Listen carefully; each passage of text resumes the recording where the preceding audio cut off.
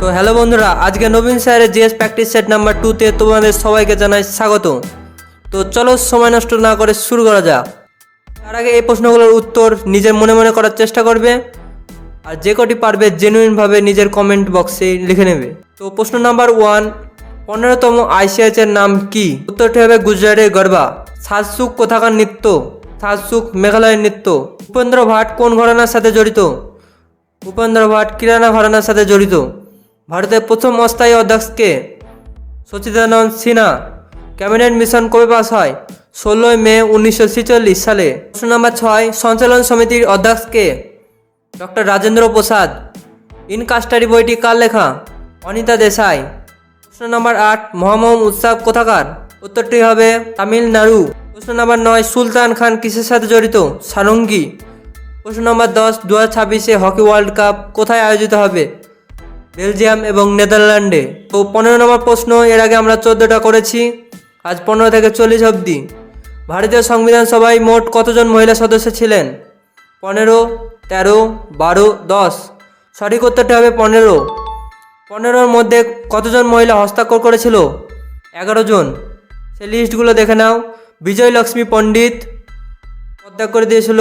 রাজকুমারী অমৃত কৌর প্রথম স্বাস্থ্যমন্ত্রী, ভালো করে মনে রাখবে প্রথম স্বাস্থ্যমন্ত্রী কে ভারতের? রাজকুমারী অমৃত কৌর।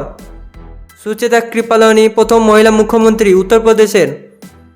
সরোজিনী নাইডু যিনি মৃত হয়ে গিয়েছিলেন। লীলা রায় পদত্যাগ। জি দুর্গাবাই, রেণুকা রায়, মালতী চৌধুরী পদত্যাগ, কমলা চৌধুরী দক্ষিণ বাই বেলোদান প্রথম দলিত মহিলা। হংসা মেহতা, বেগম এজাজ রসুল প্রথম মুসলিম মহিলা, ভালো করে মনে রাখবে। এনি মাস্কারানি, আম্মু স্বামীনাথন, পূর্ণিমা ব্যানার্জি। 16 নম্বর প্রশ্ন, ভারতের প্রাগৈতিহাসিক মানুষের প্রাচীনতম জীবাশ্ম নিচের কোন স্থান থেকে পাওয়া গেছে? ভীমবেটকা গুহা, হথনরা, সারাইনাহার রায়, দমদমা। তো ভীমবেটকা গুহা কোথাকার? মধ্যপ্রদেশের। হথনরাও মধ্যপ্রদেশের। সারাইনাহার রায় উত্তরপ্রদেশের। দমদমা উত্তরপ্রদেশের। সঠিক উত্তরটি হবে হথনৌরা, মধ্যপ্রদেশের। 1982 সালে এএসআই দ্বারা, এএসআই ফুল ফর্ম কি? আর্কোলজিক্যাল সার্ভে অফ ইন্ডিয়া দ্বারা হথনৌরা স্থলকে খোঁজা হয়। নর্মদা ম্যানের সম্বন্ধ কোন স্থলের সাথে? হথনৌরা স্থলের সাথে, ভালো করে মনে রাখবে। প্রশ্ন নম্বর 17, নিচের কোন ভারতীয় প্রত্নতাত্ত্বিক প্রথম ভীমবেটকা গুহা আবিষ্কার করেন? মধুস্বরূপ বৎস, এইচ.ডি. সাংকালিয়া, ভি.এস. বাকনকর, ভি.এন. মিশ্র। সঠিক উত্তরটি হবে ভি.এস. বাকনকর। ভীমবেটকা গুহা ইউনেস্কো বিশ্ব বিরাসত সূচিতে সামিল হয়েছিল 2003 সালে। ভি.এস. বাকনকর 1977 সালে ভীমবেটকা গুহাকে খুঁজে পেয়েছিল। ভীমবেটকা গুহা মহাভারতের সাথে সম্বন্ধিত, কারণ সেখানে মহাভারতের অনেক শৈলচিত্র পাওয়া গেছে। তাই আমরা এটা পুষ্টি করতে পারি যে মহাভারত কাল প্রায় 8000 বছর পুরানো। ভারতের সংগঠিত কৃষির প্রাচীনতম প্রমাণ কোথায় পাওয়া যায়? মেহরগড়, কালীবঙ্গা, লোথাল, কোটডিজি। সঠিক উত্তরটি হবে মেহরগড়। মেহরগড় স্থল পাকিস্তানের বালুচিস্তানে বোলন নদীর কিনারায় অবস্থিত। এখানে প্রথম গম বার্লি পাওয়া যায়, যা প্রায় 7000 খ্রিস্টপূর্বাব্দ আগেকার। স্থায়ী জীবনের প্রথম যোগাযোগও এখান থেকে পাওয়া যায়। গৃহপালিত মহিষ পালন করা সর্বপ্রথম এখান থেকে জানা যায়। বর্তমানে লাহুরাদেব, ভালো করে মনে রাখবে, বর্তমানে লাহুরাদেব উত্তরপ্রদেশের সন্তক বীরনগরে প্রায় 9000 খ্রিস্টপূর্বাব্দ আগেকার চাল খুঁজে পাওয়া গেছে। তাই প্রশ্নে যদি প্রাচীনতম কৃষির প্রমাণ সন্তক বীরনগর থাকে, তাহলে এটা করে আসবে। এটা 2023 সালে খুঁজে পাওয়া গেছে। প্রশ্ন নম্বর 19, মানুষের দ্বারা ব্যবহৃত প্রথম শস্য হলো গম, ভাত, বার্লি, বাজরা। সঠিক উত্তরটি হবে বার্লি। নবরাটলি কোন রাজ্যে অবস্থিত? গুজরাট, মহারাষ্ট্র, ছত্তিশগড়, মধ্যপ্রদেশ। সঠিক উত্তরটি হবে মধ্যপ্রদেশ। নবরাটলি খোঁজ প্রথম এইচ.ডি. সাংকলিয়া করেন। লোথাল কোথায় অবস্থিত? গুজরাটে। লোথাল এটি সবথেকে পুরানো বন্দরগাহ। রোপর কোথায় অবস্থিত? পাঞ্জাবে। ধোলাবিরা কোথায় অবস্থিত? গুজরাটে। রংপুর গুজরাটে। বনাওয়ালি হরিয়ানা। অন্তর্জিখেরা কোথায় অবস্থিত? উত্তরপ্রদেশে। এখানে সর্বপ্রথম লোহার প্রমাণ পাওয়া যায়। প্রশ্ন নম্বর 21, ভারতে কয়টি রাজ্য উপকূল রেখা বা তটরেখায় অবস্থিত? 11, 12, 9, 10। সঠিক উত্তরটি হবে 9। ভারতের 9টি রাজ্য তটরেখায় অবস্থিত। তার মধ্যে পশ্চিম তটে 5টি রাজ্য আর পূর্বী তটে 4টি রাজ্য। পশ্চিম তটের রাজ্যগুলি হলো গুজরাট, মহারাষ্ট্র, গোয়া, কর্ণাটক, কেরালা। পূর্ব তটে অবস্থিত তামিলনাড়ু, অন্ধ্রপ্রদেশ, উড়িষ্যা, পশ্চিমবঙ্গ। সবথেকে লম্বা সমুদ্র সীমা কোন রাজ্যের? গুজরাটের 1214 কিমি, অন্ধ্রপ্রদেশের 973 কিমি, তৃতীয় তামিলনাড়ু 906 কিমি, চতুর্থ মহারাষ্ট্র 652 কিমি। সবথেকে কম সমুদ্র সীমা কোন রাজ্যের? গোয়া, মাত্র 104 কিমি। সবথেকে বেশি লম্বা সমুদ্র সীমা কোন কেন্দ্রশাসিত রাজ্যের? সঠিক উত্তরটি হবে আন্দামান। সবথেকে কম সমুদ্র সীমা কোন কেন্দ্রশাসিত রাজ্যের? লাক্ষাদ্বীপের। প্রশ্ন নম্বর 23, নিচের কোন জোড়া দ্বীপগুলিকে 10 ডিগ্রি চ্যানেল দ্বারা পরস্পরকে পৃথক করা হয়েছে? আন্দামান ও নিকোবর, নিকোবর ও সুমাত্রা, মালদ্বীপ এবং লাক্ষাদ্বীপ, সুমাত্রা এবং জাভা। সঠিক উত্তরটি হবে আন্দামান এবং নিকোবর। আর 8 ডিগ্রি চ্যানেল মালদ্বীপ এবং মিনিকয়, 9 ডিগ্রি চ্যানেল লাক্ষাদ্বীপ এবং মিনিকয়, 11 ডিগ্রি চ্যানেল আমিনি দ্বীপ এবং কন্নড়। ভারতের কন্যাকুমারীর অবস্থান কোথায়? ভূমধ্যরেখার দক্ষিণে, কর্কটক্রান্তি রেখার উত্তরে, মকরক্রান্তি রেখার দক্ষিণে, ভূমধ্যরেখার উত্তরে। সঠিক উত্তরটি হবে ভূমধ্যরেখার উত্তরে। ভূমধ্যরেখার উত্তরে 8 ডিগ্রি 4 মিনিট থেকে শুরু আমাদের প্রিয় ভারত দেশ। ভারত পৃথিবীর উত্তর গোলার্ধে অবস্থিত। আর ভূমধ্যরেখার মান 0 ডিগ্রি। কর্করেখার মান 23.5 ডিগ্রি উত্তর।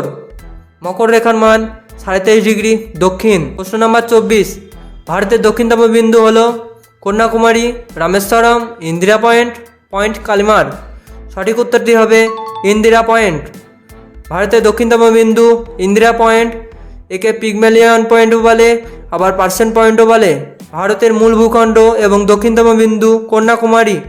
অক্ষাংশগত মান 8 ডিগ্রি 4 মিনিট।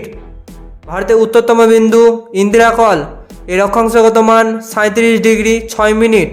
ভারতের পূর্বতম বিন্দু অরুণাচল প্রদেশের কিবিথু, অক্ষাংশগত মান 97 ডিগ্রি 25 মিনিট। ভারতের পশ্চিমতম বিন্দু গুজরাটের গুয়াহাটি, অক্ষাংশগত মান 68 ডিগ্রি 7 মিনিট।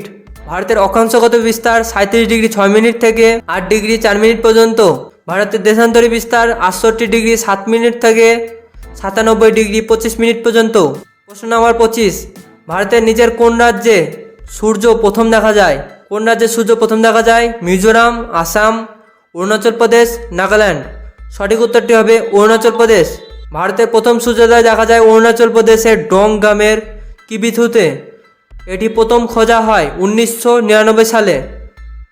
এখানে সূর্য ওঠে ভোর 4টের সময় আর সূর্যাস্ত হয় বিকাল 4টের সময়। শেষ সূর্যাস্ত হয় গুজরাটের গুয়াহাটিতে। ভালো করে মনে রাখবে, শেষ সূর্যাস্ত হয় গুজরাটের গুয়াহাটিতে। প্রশ্ন নম্বর 26, ভারতীয় অর্থনীতি হলো উন্নত, উন্নত, উন্নয়নশীল, অনগ্রসর। তো সঠিক উত্তরটি হবে উন্নয়নশীল বা ডেভেলপিং কান্ট্রি।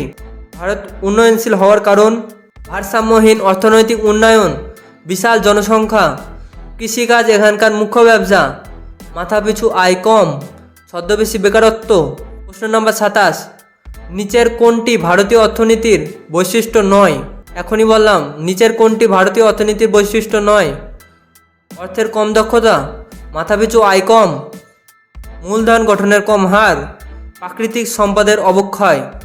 এটি এর মধ্যে কোনটি ভারতীয় অর্থনীতির বৈশিষ্ট্য হতে পারে না?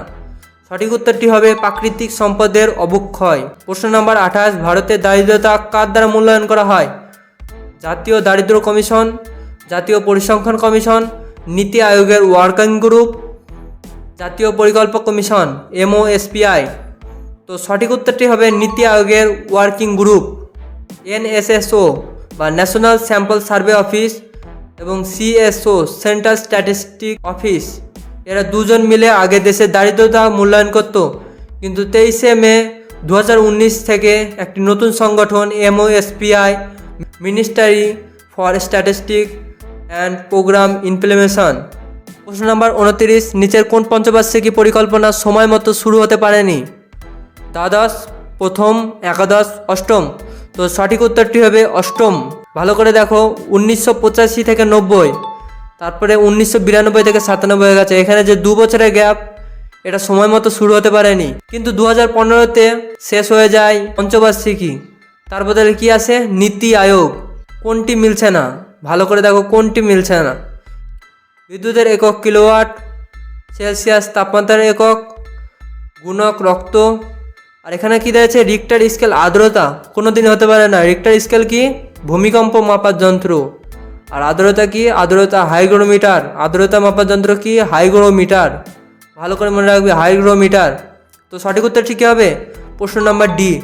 বায়ুমণ্ডলের চাপ মাপার যন্ত্র কি ব্যারোমিটার। প্রশ্ন নাম্বার 31, নিচের কোন জোড়াটি সঠিকভাবে মিলছে না? চাপের একক পাস্কাল, এটা সঠিক। লেন্সের শক্তি কি ডায়োপ্টার, এটা সবাই জানো। তাপ শক্তি কি তাপ শক্তির একক এসআই একক জুল। তেজস্ক্রিয় পদার্থের সক্রিয়করণ কিউরি, এটা তো হতেই পারে না। তো তেজস্ক্রিয় পদার্থের সক্রিয়করণ এসআই একক কি? সক্রিয়করণের এসআই একক হচ্ছে ব্যাকুরাল, ভালো করে মনে রাখবে ব্যাকুরাল। প্রশ্ন নম্বর 32, জল থেকে বাষ্প রূপান্তরকে বলা হয় কি? জল থেকে বাষ্পে রূপান্তরকে বলা হয় প্রাকৃতিক পরিবর্তন, ভৌতিক পরিবর্তন, রাসায়নিক পরিবর্তন, জৈবিক পরিবর্তন। সঠিক উত্তরটি হবে ভৌতিক পরিবর্তন। ভৌতিক পরিবর্তন কাকে বলে? যে অবস্থায় ছিল সেই অবস্থায় যদি আবার ফিরে আসে তখন তাকে ভৌতিক পরিবর্তন বলে। যেমন জল থেকে বরফ, আবার বরফ গলে জলও হয়, তার জন্য এটি ভৌতিক পরিবর্তন। আর রাসায়নিক পরিবর্তনে যে অবস্থায় ছিল সে অবস্থায় ফিরে আসতে পারে না। যেমন দুধ থেকে দই, দই থেকে কি কোনো দিন দুধ হয়?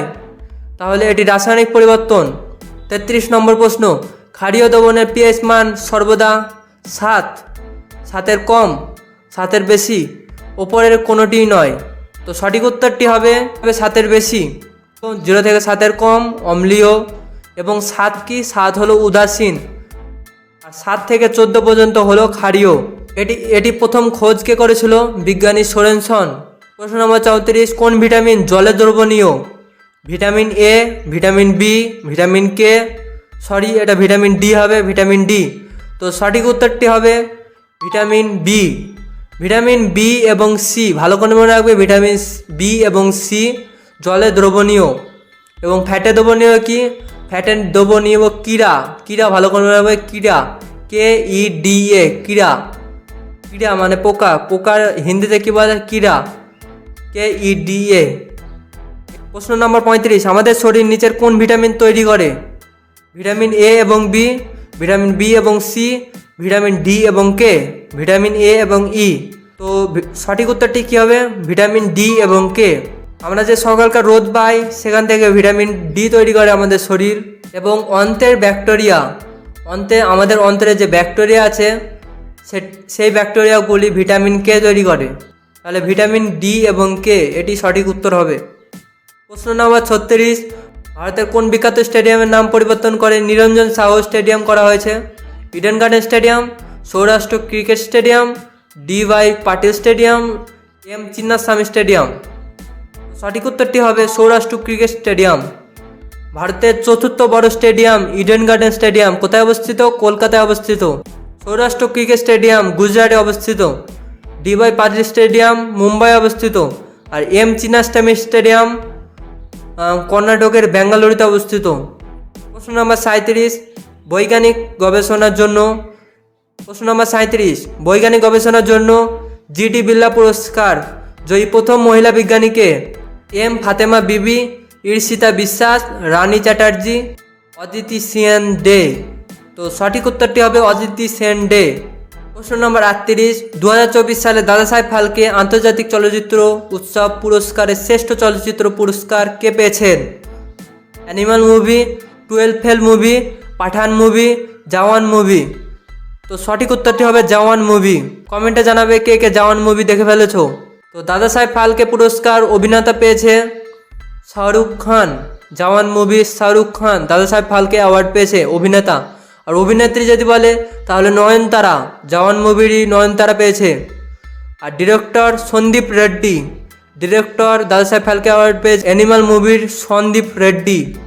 Best villain award Bobby Deol Animal মুভির। প্রশ্ন নম্বর 39, কোন পুরুষ ক্রিকেটার ICC অ্যাওয়ার্ড 2023-এ বর্ষসেরা খেলোয়াড়ের পুরস্কার পেয়েছেন? রোহিত শর্মা ভারত থেকে, Babar Azam, paint Cummins, Joe Root. তো সঠিক উত্তরটি হবে পেন্ট কামিন্স। পেন্ট কামিন্স হলো অস্ট্রেলিয়ার ক্যাপ্টেন, IPL-এ দ্বিতীয় ব্যয়বহুল খেলোয়াড় হিসেবে পরিচিত। 20,50,00,000 টাকা SRH মানে হায়দ্রাবাদের, সানরাইজ অফ হায়দ্রাবাদের হয়ে খেলেছিল। সবচেয়ে ব্যয়বহুল মিশেল স্টার্ক 24,70,00,000 টাকা KKR কলকাতার হয়ে খেলেছিল।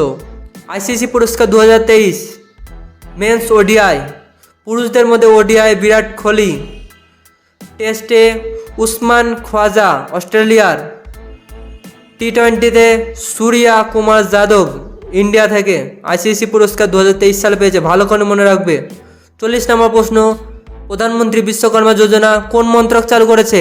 কৃষি মন্ত্রণালয়, গ্রামীণ উন্নয়ন মন্ত্রক, ক্ষুদ্র মাঝারি উদ্যোগ মন্ত্রক, গ্রামীণ উন্নয়ন এবং পঞ্চায়েত রাজ মন্ত্রক। তো সঠিক উত্তরটি হবে ক্ষুদ্র মাঝারি উদ্যোগ মন্ত্রক। ক্ষুদ্র ও মধ্যবর্গীয় মানুষদের জন্য প্রতি বছর 15,000 আর্থিক সহায়তা করা হয়েছিল এই বিশ্বকর্মা যোজনায়। তো শেষে হোমওয়ার্ক দিচ্ছি এই দুটো, যে জানো কমেন্টে অবশ্যই জানাবে। তামিলনাড়ু রাজ্যের নববর্ষ কি?